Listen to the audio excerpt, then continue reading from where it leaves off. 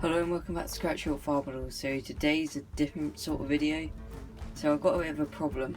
As you can see, now all the straw and hay is in. There's not much room. Bearing in mind this shed here is not supposed to have straw and this is supposed to be for cattle. And then this is going to be lambing, so all of this stuff's got to go. And then that's got to have firewood in it. So I'm sort of don't really have much room. And then there's where do we put the silage bales. So I've been thinking about it for a long time because I'm going to redo the model farm eventually, but at the moment I'm not because it works well the way it is. And I'm busy over summer, then after summer be very busy again, so probably be a couple of years or next summer or somewhen. But I do quite like it how it is. I've spent a long time figuring out how it works. Because this never used to be here, this is the bit I added on. So originally, from where that concrete is there, forward was the table, and the yard came along the back. And then I moved it around, and then, so I built that shed at the back, not the lean-to, but that bit of it before I started YouTube. And then I did the workshop and it all sort of fell into place down here. And when I sort of first fitted the shed out for the modelling, Dad did that corner so I didn't smack myself on it, but I get why he did that, but I need more room. So I've been around the farm today, I've cut a piece of plywood to fit in there, and I have rounded over the corner, so I've just got to be careful that I don't hit myself. If it's the right pane, I'll have to get rid of it, but I need more space and we need a bigger shed, because obviously with all this stuff we want to have more of a shed. The silage pit it doesn't work having a pit there. So I thought about putting a pit in this corner here, but then we need the shed space.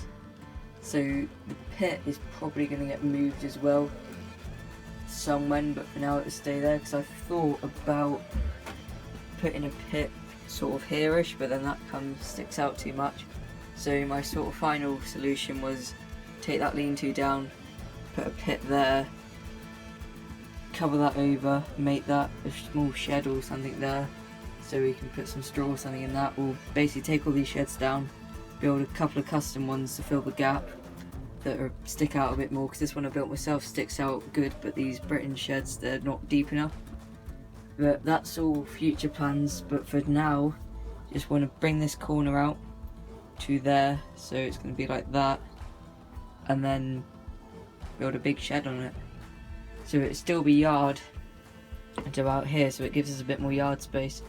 And then the front of the shed's going to be facing this way, because this little shed here, this is going to go, because it's facing that way. You never really see what's in it in the videos because it's such a pain to get the camera angle. And also you can't get much in it because realistically it wouldn't be able to get out. So this one is pretty new, to be fair, compared to a lot of the others, so take that down. Oh, actually before we do that, we're just going to try and sort it out.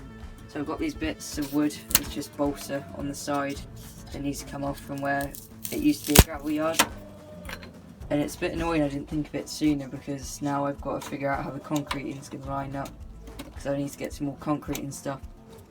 So I'll get this off and we'll get the piece of wood in here and we'll have a look about how it's going to fit. So I've got the board roughly cut to size at the farm, but it's still just a rectangle. So as you can see, I've marked that line there where it needs to get cut. So we'll cut that and then shove it on there. So I've got this piece of basin across here, it's an off-cut a door jamb even. And then I've got this here, I've taken that shed up. Yep. You can see where it was glued down, some of the supports broke off. And then, not the perfect fit, got a bit filler, I'll put something in there, but it fits. So we'll get some glue on that, and also some screws. Alright, got some glue on that. And then, screw it in place. So that's that in there. It looks more space than it is from the camera, but it's still a good bit more space now. So I've just got to be careful because obviously this is where I work. So to sort of try and make it make sense, that's sort of the workbench in the doorway, and then this is where the model went like that, and now it comes out, and then obviously you've got the other side. So it's the glue's not even set, and I can put pretty much all my weight on it and it won't break off, which is good. So I want to have some, because it's going to have a barn, it have some nice models in it, so I don't want them suddenly breaking and falling to their deaths. But anyway, next thing is to sort this fence out. So if I try and put it up, oh, that wasn't supposed to happen. So obviously there's not going to be enough, but I'll take this as far as it will go, because there's no point making another bit. So that post is there, so I'll get a time lapse set up and we'll sort all this out.